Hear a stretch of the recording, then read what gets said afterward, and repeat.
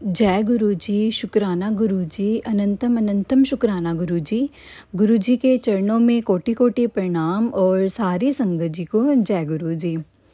संगत जी, आज का सत्संग एक ओल्ड संगत जी का सत्संग है, जो कि बड़ा ही प्यारा सत्संग है। संगत जी सत्संग को पूरा सुनिएगा, क्योंकि गुरु जी कहते हैं कि सत्संग सुनने वाले का और सत्संग सुनाने वाले का दोनों का ही कल्याण होता है। और संगत जी, अगर आपने भी अपना कोई सत्संग संगत जी के साथ शेयर करना हो तो डिस्क्रिप्शन में दिए गए व्हाट्सएप नंबर पर या फिर जीमेल आईडी पर आप अपना सत्संग लिखकर रिकॉर्ड करके या फिर वीडियो बनाकर हमें भेज सकते हैं। गुरु जी की कृपा से आपका सत्संग भी संगत जी के साथ ज़रूर शेयर किया जाएगा।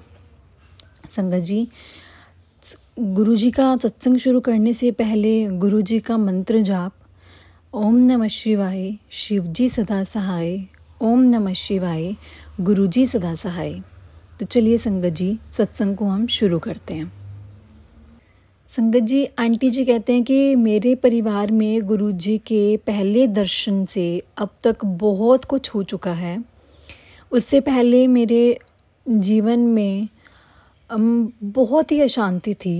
मेरे पिता थे अचेतनावस्था में 1.5 मास से हॉस्पिटल में थे, और मैं काफ़ी डॉक्टर्स के अंडर रहने के कारण उन्होंने जो समस्याएं उनमें उत्पन्न हो सकती थी उनको आभास था, क्योंकि कभी उनके पास में उठने का भी साहस नहीं जुटा पाती थी। तो एक दिन मैं इतनी निराश और इतनी उदास थी कि जीवन जीने से या जीवन की परेशानियों से जूझने की शक्ति मानो जैसे ख़त्म ही हो गई थी। सब कुछ ऐसा लग रहा था कि सब कुछ उलट पुलट ही हो रहा है, सब कुछ भी सही नहीं है, ठीक है। और फाइनेंशियली प्रॉब्लम्स भी बहुत आ रही थी, क्योंकि इतनी बीमारियां, इतना खर्चा होने के बाद कुछ भी हाथ में नहीं था। और मेरे पिता को प्रति मिनट जीवित रहने की चेष्टा अति कठिन लग रही थी।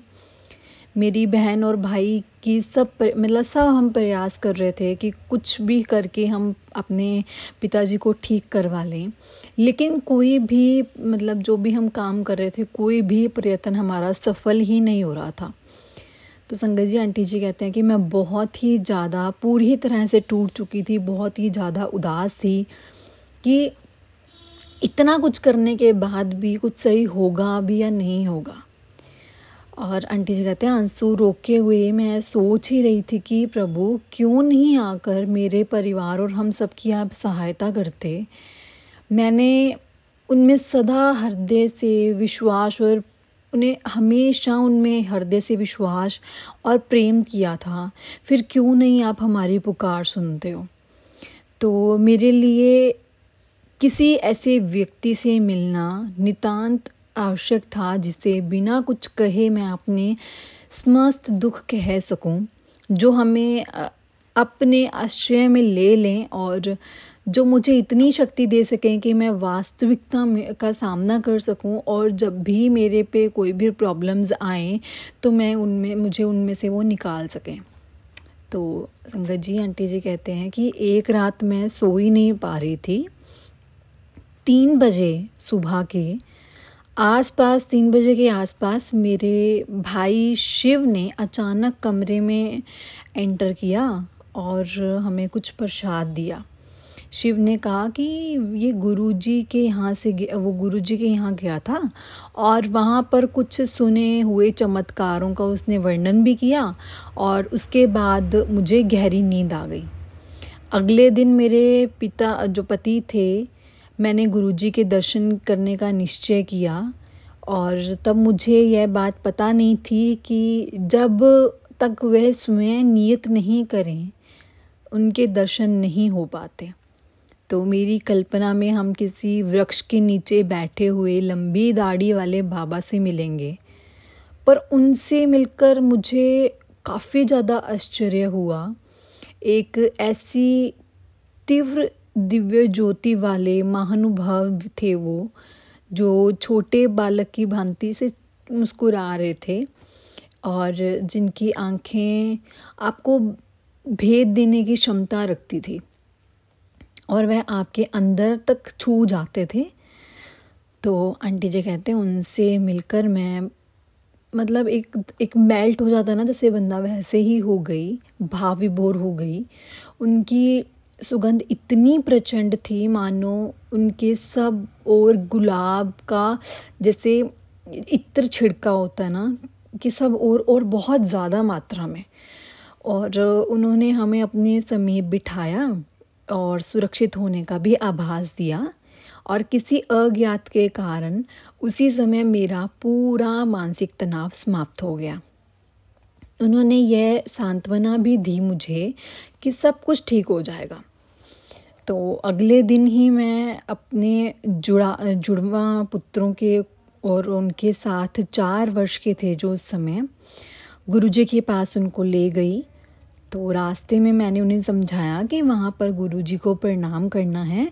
और मेरे जो बड़ा पुत्र था दक्ष ने मतलब इतनी सौम्यता से उत्तर दिया कि वह केवल शिव जी के ही चरण स्पर्श करेगा। जैसे मैंने आगे बढ़कर गुरुजी के चरण स्पर्श किए, ध्रुव ने मेरा हाथ साथ दिया, पर दक्ष अपने स्थान पर खड़ा रहा। और मुझे काफ़ी ज़्यादा ऐसे बुरा लगा कि दक्ष चरण स्पर्श क्यों नहीं कर रहा गुरुजी के। तो अचानक मैं क्या देखती हूँ कि दक्ष ने गुरुजी के पास जाकर उनके चरण कमलों को स्पर्श किया। तो बाद में मैंने उसे चिढ़ाते हुए पूछा कि उसने चरण स्पर्श क्यों किया, जब उसने मना ही किया था कि मैं तो सिर्फ शिव जी के ही चरण स्पर्श करूँगा, तो उन्होंने उनके चरण स्पर्श क्यों किए, जैसा कि हम एक बच्चे को चीज़ होने के बाद हम छेड़ते हैं। तो उसने बोला कि आपने अपने भोलेपन से उत्तर दिया उसने तो शिव जी के चरण को ही स्पर्श किया था। इस प्रकार सबको प्रोक्ष में रखते हुए गुरुजी ने दक्ष को अपनी वास्तविक दर्शन करवा दिए थे, क्योंकि उन्होंने एक तरह से गुरुजी को चैलेंज दिया था कि मैं शिव को मानता हूँ और मैं सिर्फ शिव जी के ही दर्शन करूँगा। तो जब मेरे को शिव जी के दर्शन होंगे उन्हीं के ही मैं चरण स्पर्श करूँगा। तो उसके बाद परिस्थितियाँ काफ़ी सुधरने लगी। गुरुजी के आशीष से मेरे पिता के उपचार के लिए सहायता हर दिशा से आई। मेरे पति को भी अपना मनपसंद काम मिल गया। गुरुजी का दूसरा चमत्कार ये था कि उन्होंने बोला कि तुम्हारे बच्चे को कुछ नहीं होगा। ये इसलिए कि जैसे 2000 में दक्ष को अपच के साथ साथ ज्वर और वजन घटने की शिकायत हो गई। उसके शरीर की जो गांठें थी वो सूज गई थी और डॉक्टर्स ने भी बोला कि हम कुछ ज़्यादा नहीं कर सकते, हम सिर्फ इनको दवाइयाँ देकर ही ठीक कर सकते हैं। तो एक सोमवार को जब हम उसे सर गंगा राम चिकित्सालय में वरिष्ठ विशेषज्ञ से परीक्षण करवाने के लिए ले गए, तो मुझे बहुत डर लग रहा था अंदर से। दक्ष के सब लक्षण ऐसे कैंसर रोग के थे। तो वहाँ पे हॉस्पिटल के जो रूम की ओर जाते हुए मैं गुरुजी के स्वरूप को अपने से जकड़े हुए थी।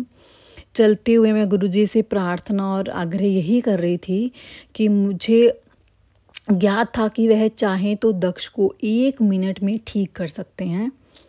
और रूम में घुसते ही मुझे इतनी तेज़ सुगंध आई गुलाबों की, और मुझे याद था कि यदि उन्हें सत्य मन से स्मरण किया जाए तो वह तुरंत सहायता करते हैं। वह गुलाब के पुष्पों की महक उनके वहाँ होने का संदेश था।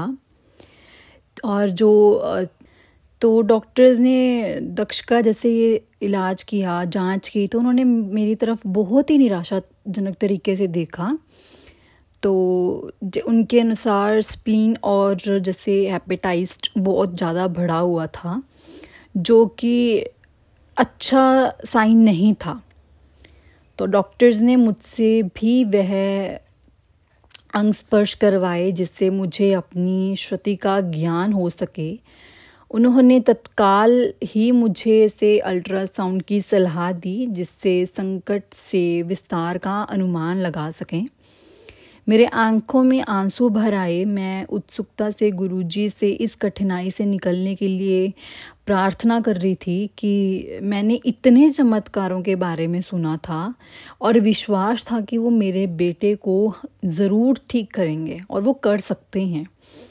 तो प्रयोगशाला तक 40 मिनट की यात्रा में हमारे साथ गुरुजी रहे। उनकी सुगंध रही, जैसे वो जो गुलाबों की आ रही थी, ऐसा लग रहा था कि जैसे कि हर जगह पर गुलाब का इत्र छिड़का हुआ है जहाँ जहाँ हम जा रहे हैं। पर वो इत्र नहीं था, वो साक्षात गुरुजी थे जो हमारे साथ साथ चल रहे थे। तो यह संकेत कर रही थी कि अब सब कुछ ठीक हो जाएगा, क्योंकि वो जो खुशबू थी वो हमें यही बता रही थी। तो वहाँ पर जब परीक्षण चल रहा था तो मेरे बेटे और मुझसे हम दोनों को गुरुजी की बड़ी सुगंध आती रही। गुरुजी की कृपा से जांच में कुछ भी नहीं निकला और जो भी ये थे यकृत और प्लीहा दोनों ही सामान्य थे, लक्षण बदल चुके थे। गुरुजी ने हमारी प्रार्थना स्वीकार करके मेरे बेटे को एक नया जीवन ही दिया था।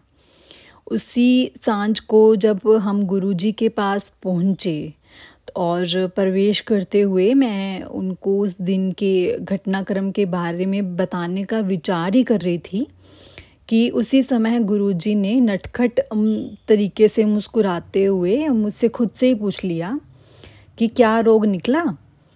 तो मैं काफ़ी ज़्यादा ऐसे भावुक हो गई।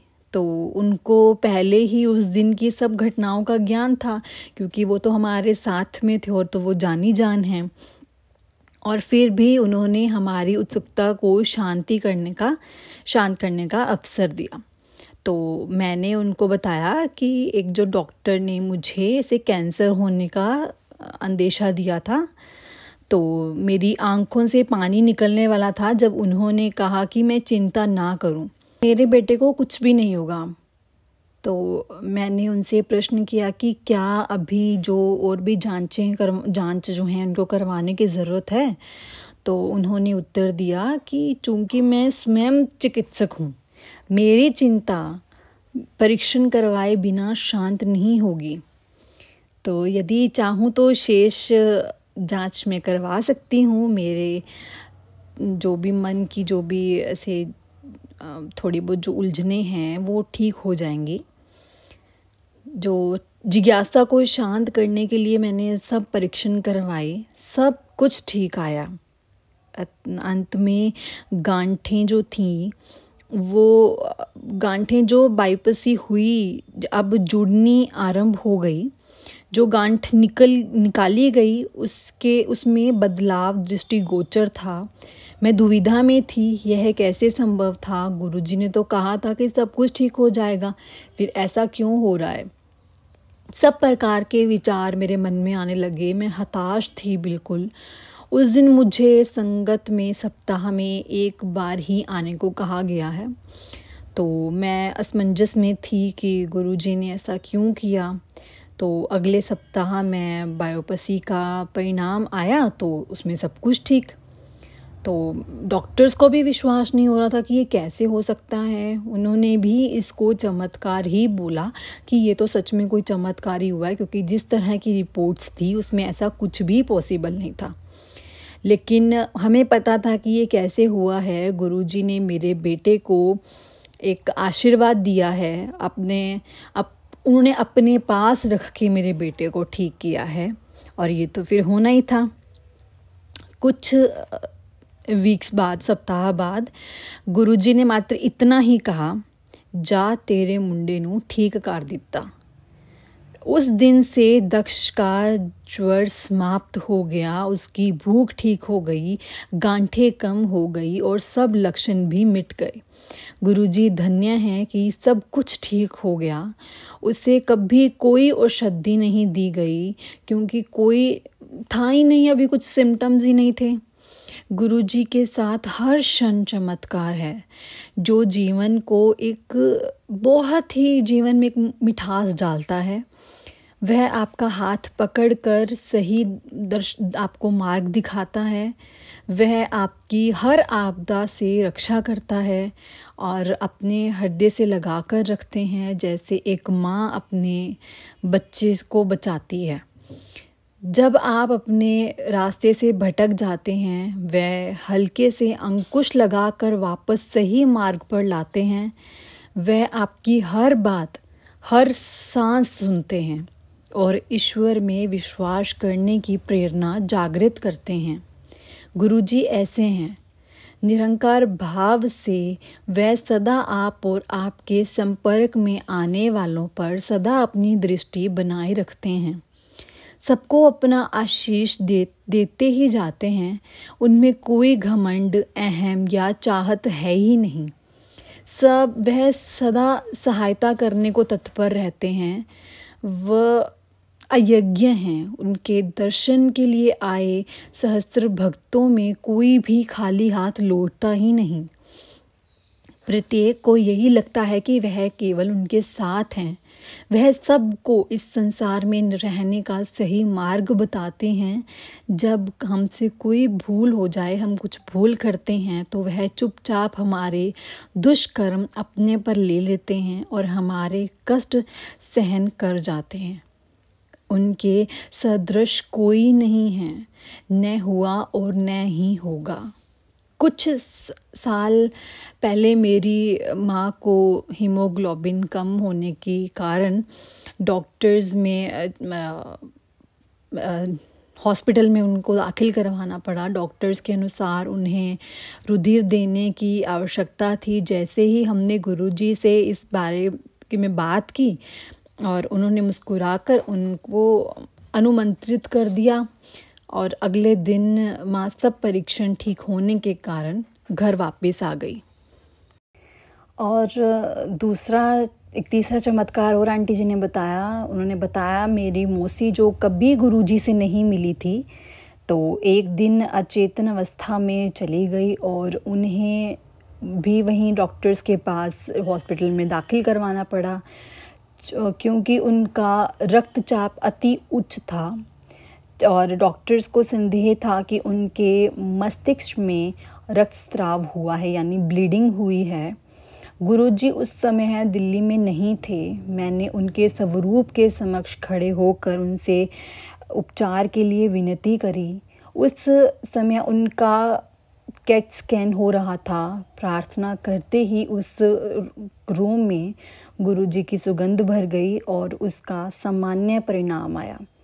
मैं रात को अपनी मौसी को सोता हुआ छोड़कर घर वापस आ गई और सुबह सुबह उनके पास पहुंचने पर एक अच्छा फील हुआ। वो सचेतन अवस्था में अपने बिस्तर पर बैठी हुई थी। उन्होंने बताया कि रात को ना वाइट कपड़ों में, श्वेत वस्त्रों में कोई आया था और उसने उन्हें उठने को कहा। मुझे एकदम पता लग गया कि गुरुजी आए होंगे और आज भी वह बिल्कुल स्वस्थ हैं और हमें कभी यह पता नहीं लग पाया कि वह उस अवस्था में क्यों पहुंची। सब परिणाम सामान्य कैसे निकले थे। गुरुजी 3 महीने के बाद जालंधर से लौटे तो जैसे ही उनके चरण स्पर्श करने के लिए झुकी तो उन्होंने कहा, मौसी नू भी ठीक कर लिता, तू तो ठीक करा ही लिता। तो मैं चकित थी। मैं यहाँ पर नहीं थे और किसी को मौसी की बीमारी के बारे में नहीं पता था, पर वो तो सर्व ज्ञाता है। मैं ये कैसे भूल सकती हूँ कि उनको कुछ कैसे नहीं पता होगा। तो यह तो मुझे पता ही होना चाहिए था कि ये तो कोई आश्चर्य की बात है ही नहीं। गुरुजी आपके बारे में संसार के किसी कोने में भी, आप कहीं भी हों, सब जानते हैं। उनको कुछ आगे से जाके बताने की ज़रूरत नहीं है। ऐसा नहीं है कि जब आप जाके उन्हें बताएंगे तभी उन्हें हमारी बात सुनाई देगी। समय और स्थान उनके लिए कोई महत्व नहीं रखते। काल और अंतर के लिए वो अर्थहीन हैं। कुछ साल पहले ज्वर, पीठ दर्द और सांस में कठिनाइयों के कारण मुझे डॉक्टर से फिर से वाकिफ़ होना पड़ा। कई प्रकार की दवाइयाँ लेनी पड़ी, लेकिन उससे कोई फ़ायदा नहीं हो रहा था।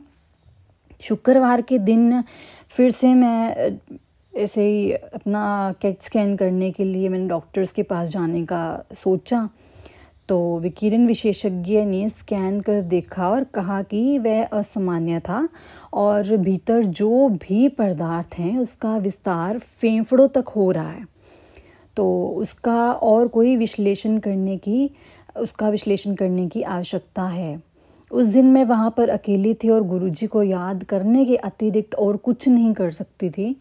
मैंने पूरे दिन उनसे प्रार्थना करी और उस दिन शाम को मैं गुरुजी के पास गई। अचानक उन्होंने मेरी ओर देखकर मेरे बारे में पूछा। मैंने उनको अपनी अवस्था के बारे में बताया कि मैं एक ऐसे डॉक्टर्स के पास गई थी, ऐसे हॉस्पिटल में।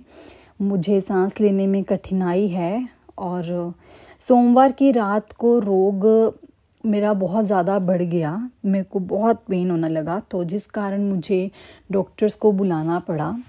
मैंने उनको स्कैन के निष्कर्ष से भी परिचित कराया और ठीक करने की विनती करी और वो मुस्कुराकर बोले कि उन्होंने मुझे पहले ही ठीक कर दिया है। मैं अपने आंसू नहीं रोक पाई। उन्होंने मुझे ठीक करने में एक पल भी नहीं लगाया और अब मेरे सब रोग समाप्त कर दिए। उस रात मैं बिना किसी औषधि के आराम से सो पाई। यद्यपि पिछले 4-5 दिन से मुझे नींद ही नहीं आ रही थी। और आंटी जी कहते हैं रात को जब डॉक्टर्स ने मुझे बिना किसी उपकरण के सोते हुए देखा तो वो भी से आश्चर्यचकित हो गए और फिर वो वापस चले गए। उन्हें कैसे पता होगा कि सबसे परम शक्ति अपना कार्य कर चुकी है और कर रही है। अगले दिन सुबह मैं वहाँ से छुट्टी लेकर घर आ गई और 3 साल पहले उस दिन के बाद कभी भी उस रोग से मैं पीड़ित हुई नहीं। और कुछ समय पहले मेरे पति, जो एक खुद डॉक्टर हैं, कोई 1 सप्ताह तक प्रातःकालीन वेदना से पीड़ित रहे। उनके हृदय विश्लेषण में बदलाव थे, तो हमने उन्हें ऐसे डॉक्टर्स के पास हॉस्पिटल में भर्ती कराना चाहा, पर वह यह कहकर घर वापस आ गए कि गुरुजी परामर्श के बिना मैं ऐसा कोई कदम नहीं उठाऊंगा। अगले दिन मैं उन्हें एक हृदय रोग विशेषज्ञ के पास ले गई, जिन्होंने तुरंत कुछ और परीक्षण कराने का परामर्श दिया, क्योंकि प्रथम विश्लेषण में बदलाव स्पष्ट और काफ़ी अधिक थे। भयभीत होकर हम उसी समय गुरुजी के पास भागे, वह जानते हुए कि उस समय गुरुजी से मिलना संभव नहीं होगा। लेकिन वहाँ पहुँचने पर हमें अत्यंत आश्चर्य हुआ जब तुरंत उनके दर्शन हो गए और वो बोले कि अब अरुण को ठीक कराने आए हो।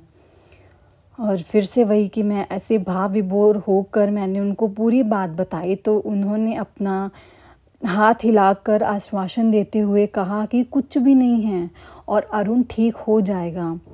उन्होंने अरुण को फिर से ऐसे डॉक्टर्स के पास न जाकर कार्यालय जाने का परामर्श दिया और गुरुजी ने रोज़ 2 व्हिस्की के पैग और कनक का सत खाने को कहा। और कुछ सप्ताह के बाद गुरुजी ने अरुण को कहा कि उन्होंने उनका हृदय का रोग अब ठीक कर दिया है, अन्यथा उसकी शल्य चिकित्सा करवानी पड़ती। गुरुजी की कृपा से अब अरुण बिल्कुल स्वस्थ हैं। संगत का यही सुखी परिवार देने के लिए गुरुजी की अति कृतज्ञ हैं। प्रार्थना है कि वह सदा अपनी दृष्टि हम पर बनाए रखें। गुरुजी की दया मेरी बहन पर भी पड़ रही है और पड़ी। एक बार उसकी बीमारी के समय रोग विश्लेषण में गांठ की कुछ जटिल समस्या का निष्कर्ष निकाला। हमारी व्यथा सुनकर गुरुजी ने उसको भी आशीष देते हुए कहा कि उसे भी कुछ नहीं हुआ, वह सब कुछ ठीक हो जाएगा। अगले दिन सुबह प्रयोगशाला से संदेश आया कि नमूने में कुछ गलती हो गई, मेरी बहन तो बिल्कुल ठीक है। ऐसा नहीं है कि मात्र मेरे परिवार को गुरुजी का प्रेम मिला है। मेरे पड़ोस में रहने वाले श्री सेठी को गंभीर रूप से कुछ बीमारी हो गई थी और उनके ठीक होने के आसार बिल्कुल कम थे।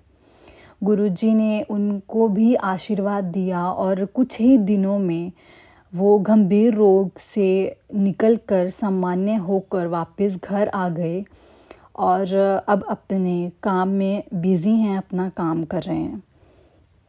एक बार मान सिंह नाम का एक व्यक्ति अपने भाई का चित्र लेकर गुरुजी के पास आया और यद्यपि किसी ने गुरुजी को उसके बारे में बताया नहीं था, तो गुरुजी उसे पहचान गए और उसका भाई गंभीर रूप से मस्तिष्क ज्वर से पीड़ित था और वह श्वास यंत्रों पर था और उसका डायलिसिस भी होता रहा।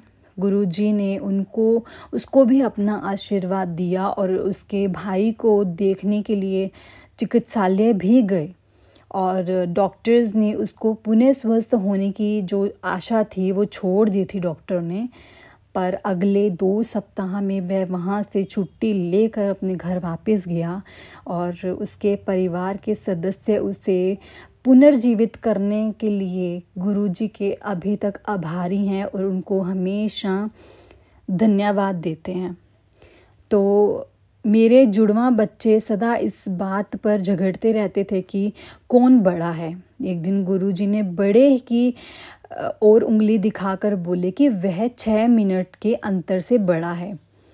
उनका संशय दूर कर दिया। मैं यह सुनकर आश्चर्यचकित थी क्योंकि जन्म के कुछ जटिलता के कारण चिकित्सक छोटे वाले का समय ही नहीं देख पाए थे और मैं ये सोच रही थी कि उनको इसका ज्ञान कैसे था। तभी उन्होंने मेरी ओर मुड़कर कहा कि उन्होंने ही मेरे को इनके लिए आशीर्वाद दिया था और इसी कारण उन्हें यह सब पता भी है। यह बात तब की है जब मैं उन्हें मिली भी नहीं थी।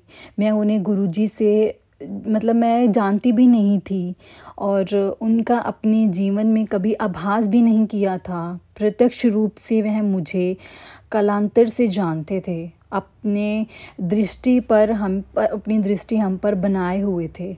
अचंभे की बात नहीं है, लेकिन गुरुजी के पास हर दिन एक चमत्कार है। सदा से अपना प्रेम न्यौछावर करने के लिए वो तैयार रहते हैं। हम गुरुजी के अति आभारी हैं कि गुरुजी हमारी ज़िंदगी में आए।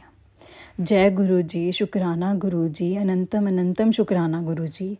गुरुजी ऐसे ही हम सब पर अपनी कृपा बनाए रखना और हम सब भी आपके बहुत आभारी हैं।